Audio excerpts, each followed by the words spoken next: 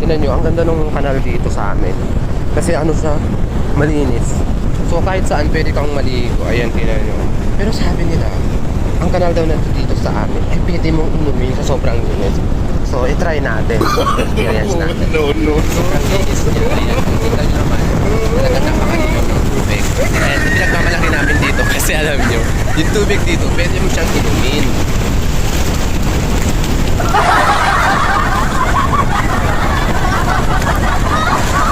Sarap pala.